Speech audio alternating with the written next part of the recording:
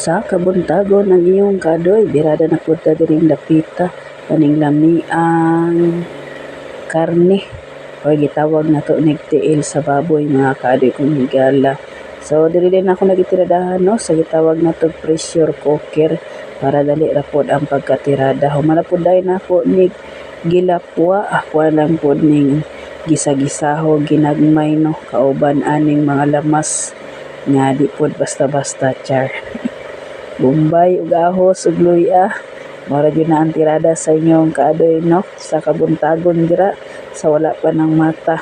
Pangbangon na mo dira kay humot kaayo ang lamas sa inyo ang kaadoy karong orasa o karong taknaa. So kay okay na to di mga kaadoy kung higala no para pod nga mapantay ang iyahang pagkaluto. Ani mo tirada ang inyong kaadoy during nga magsabaw-sabaw tano pero naara pod na sa inyo ha kung unsa inyong pagkatirada. So mo na ni ako na ning gilapuan mga kaadoy kong higala o gipabukalan nako gamay para limpyo pod no pero naara pod na sa inyo ha kung unsa pod ang inyong diskarte. Pertira ning gamaya mga kaadoy kong higala pero atong giapas ani no kaning lami ang sabaw nga magigop-higop or magpagatas ta karong orasa o karong taknaa.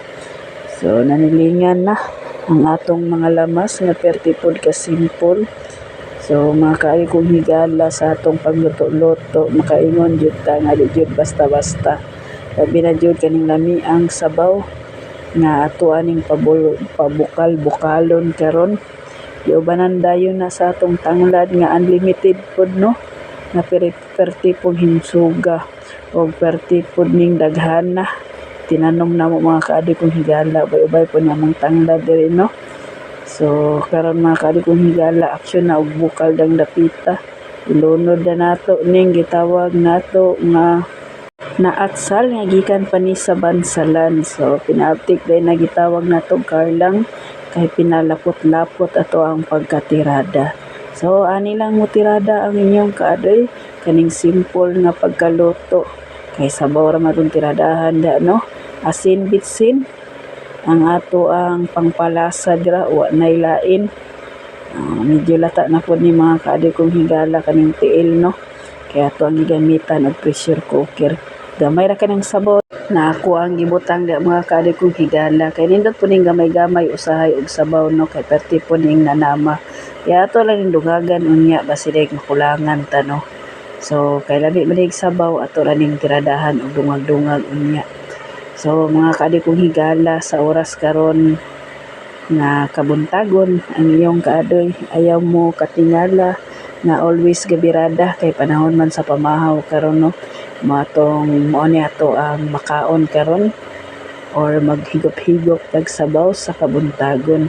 Hapit na mga maluto mga kaadoy kong higala kay medyo na pod humok kaning gitawag natong pangunahan na tiil sa baboy. Lami po ni humbaon mga kaadoy kong higala no kaning tiil sa baboy pero karon ato lang sa aning sabuan pinaabtik dayon ni kaning repolyo nga gikan gyapon ni sa bansalan. During day nami sa bansalan mga kaadoy kong higala namalit po dayon mig ginagmay no kay barato ito ang mga gulay o pati na pod ang lamas.